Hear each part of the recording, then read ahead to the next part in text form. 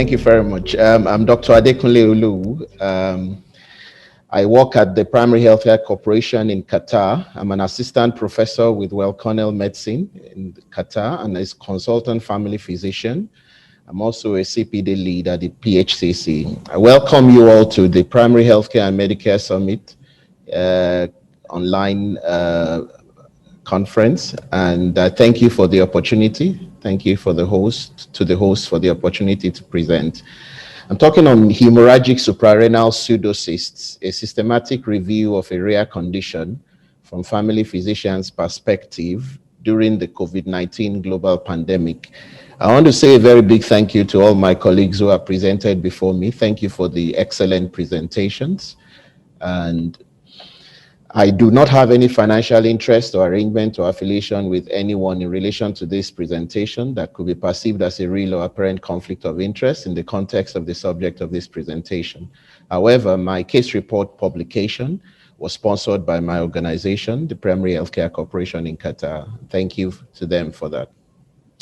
I'm going to look very quickly through the scope for today. I'm going to present the objectives for today, the introduction, the concept of rare events as presented by or described by Poisson many centuries ago, and explain the importance of primary care as a gateway to health services, and do a very quick review of global perspectives of rare diseases generally.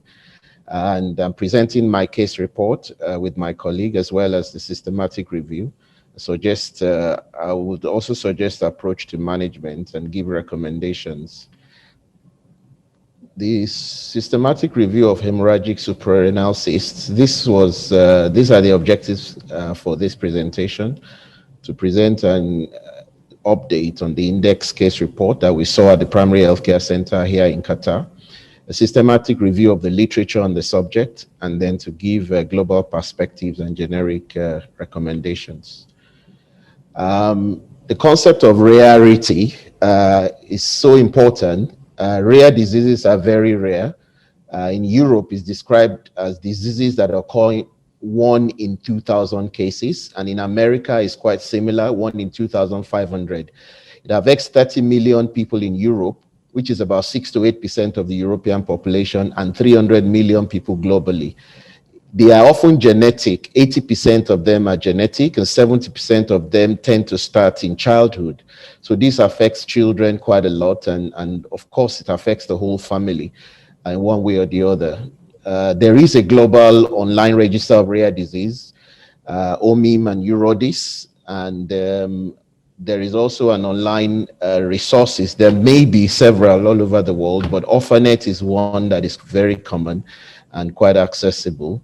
There's a high prevalence of rare diseases, especially genetic, in the Middle East where I practice, especially due to consanguinity, where there's a lot of marriages between relatives, and which predisposes to these conditions, and is often managed in primary care. So this is why we're discussing this with a primary care perspective. Looking at primary care as a whole, Terry and Krokowski explored the importance of primary care in ensuring patient education, detailed family history, and coordination of patient care in patients with rare diseases. A survey done by McLean et al. Of primary care pediatricians revealed that coordinated management or co-management with clearly identified functions and information sharing amongst caregivers are important in the management of rare conditions. In Ireland, they did a retrospective survey and of 22 common rare diseases, and they looked through 171 patients' notes and 3,707 consultations, which is quite big.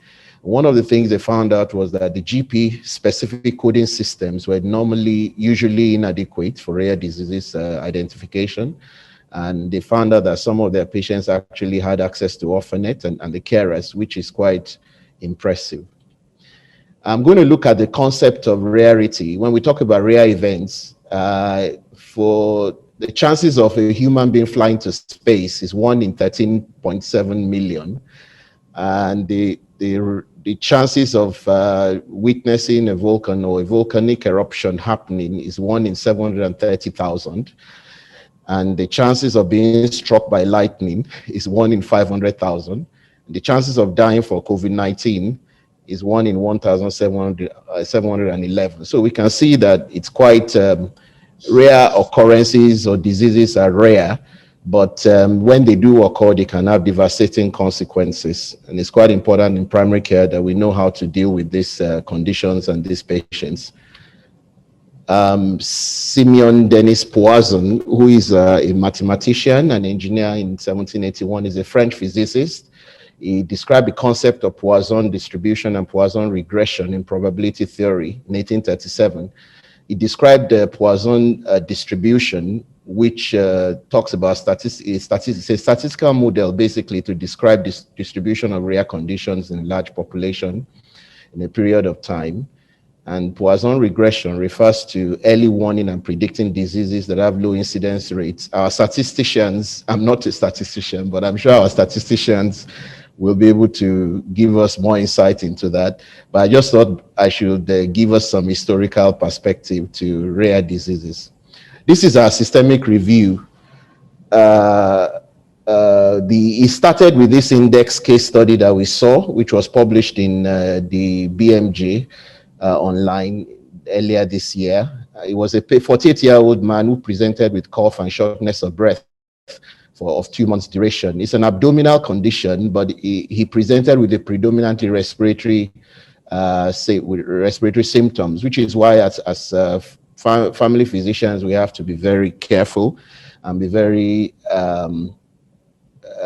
observant that when patients come with unusual symptoms, we need to investigate for that. He got a chest x-ray and a CT scan done, and the diagnosis of a hemorrhagic suprarenal cyst a pseudocyst was picked up. He was referred to hospital promptly, and he had a surgical excision. The learning point here is that with recurrent unusual symptoms, patients may need further investigation. And as I said, this was published earlier this year.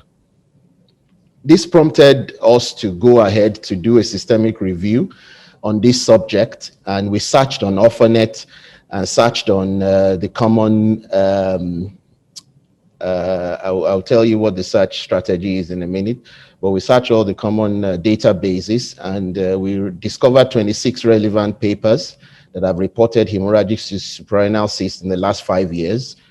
The mean age was 38 years. There was a 50% right and left-sided, there was equal numbers of right and left-sided lesions, predominantly 57% in female. 2 cases were malignant, 7.7%. They were all surgically removed. And I couldn't even find suprarenal pseudocyst on Orphanet. It's just adrenal hemorrhage. So the incidence is very difficult to determine because it's a very rare condition. These are the databases that were searched: PubMed, Clinical Key, Access Medicine, and Web of Science, Google Scholar. And agree with me that this is quite a large database. And the search terms were adrenal cysts, adrenal pseudocysts, suprarenal cysts, and so on. 4 articles were identified that were relevant, partly using the PRISMA classification, and then 26 cases were identified. And this is the summary of the cases on this table, including our own study or case report. There were 26 altogether. Mean age was 38 years. Female predominance, 57%. They were all hemorrhagic pseudocysts. There were incidental findings in 70% of cases. Malignancy, 7.7% of cases. The sizes were all generally below 15 centimeter by 15 centimeter. They were all surgically excised, and yeah, that's the summary. Then we went on to develop a suggested management algorithm that anybody who comes with symptoms suggestive of an adrenal or renal mass or cyst, especially with abdominal pain and tenderness, abdominal swelling, shortness of breath, back pain, or recurrent non-specific respiratory abdominal symptoms in multiple visits. If the symptoms are suggestive of malignancy, for example, if there is a weight loss, and tiredness of several months, then they should be investigated for possible cancer and referred to oncology and treat as malignancy following the local protocols. Even if there are no cases suggestive of malignancy, they should still have routine blood tests with tumor markers, abdominal X-ray, imaging with X-ray or ultrasound scan or CT scan or MRI. Based on the report of the imaging, they should then be referred for surgical imaging guided biopsy or aspiration of the cyst or pseudocysts, plus or minus surgery, which could be open or laparoscopic, depending on the size and the expertise of the surgeons. These are the global perspectives. I've got quite a few slides and I'm going to run quickly through them. A cross-sectional survey was done in Belgium by Boffin and et al. They explored patients with rare disease in primary care, and their own prevalence was 12 out of 10,000, which is roughly similar to the almost double the European definition, which is, this is like 2 in it's over 1 in 2,000. So the 59% of them, which is very interesting, were primary care physician patients. Most of these patients are primary care physicians patients, and they tend to see us first. 37% had the GP as their primary provider or provider of care, and 15% of the patient had access to Orphanet, which is the French online resource. Another perspective came from Africa. There was a conference, international conference on rare diseases, on orphan drugs in Cape Town, South Africa, a few years ago, and they explained or highlighted the problems of rare disease management in Africa: genomic literacy, good governance, lack of biobanking, patient and data protection. And they had one of the teams that were at the conference determined a therapeutic goal, or set a therapeutic goal of about 1,000 new therapies for rare diseases by the year 2027, which is quite ambitious. They explained that collaborative research, awareness, and information dissemination was important, and as well as important diagnosing these cases very early, prenatally and in the newborn was also very important. Then in America, there was a cross-sectional study by Joe et al., which looked at 22,306 patients who had about 350 million visits, which is quite a lot. Prevalence was 8% in the population, and 1.6% of all primary care visits were for rare diseases, and 93% were established primary care patients, which is quite high, and confirmed what the other team in Belgium saw. If quite a high number of these patients are actually seen by primary care specialists.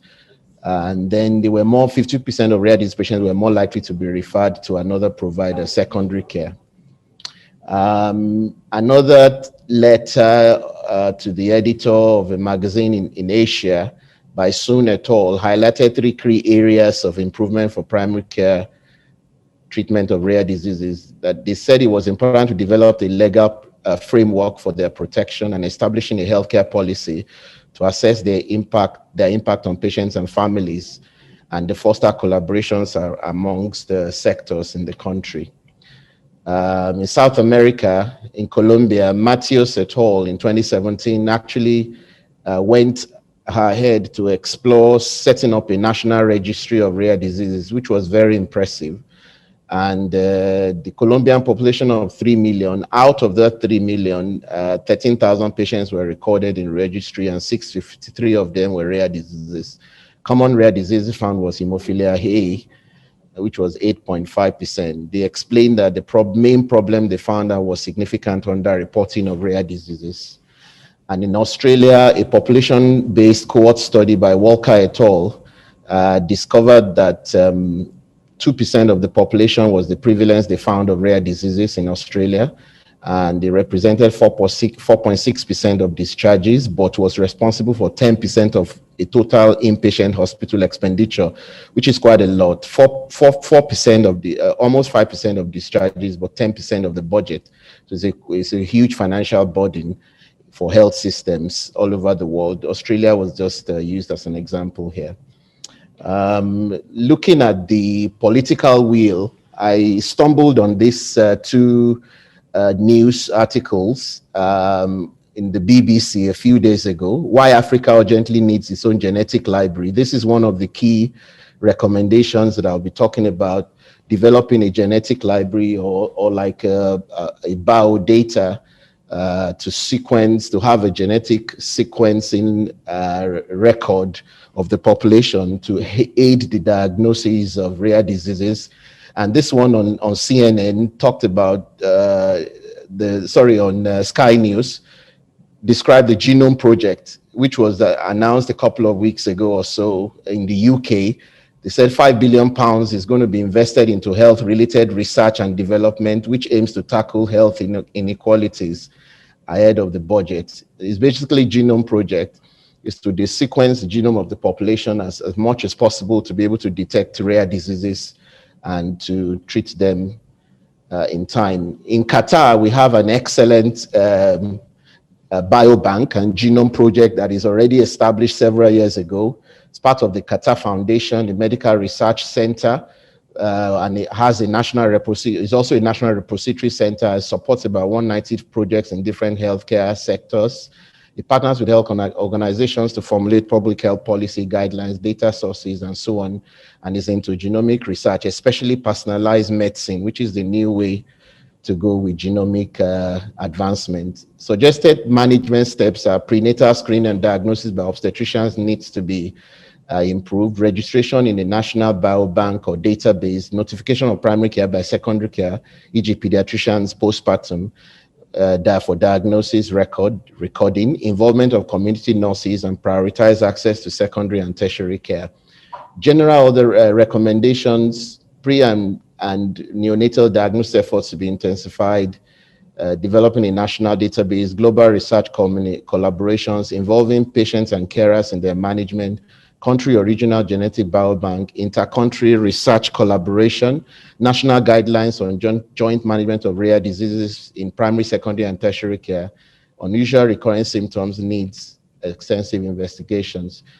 In summary, rare diseases are often genetic, diagnosed before birth and after birth or in childhood. They cause significant physical, mental, and mental disability and significant morbidity and mortality. Primary healthcare is crucial as a gateway to their management. Families need to be involved in their care. Rare disease need global attention, and there needs to be intersectoral and cross-country collaboration in research, information sharing, online resources updates, rare disease registrar, as well as genomic and biobank initiatives. And any questions?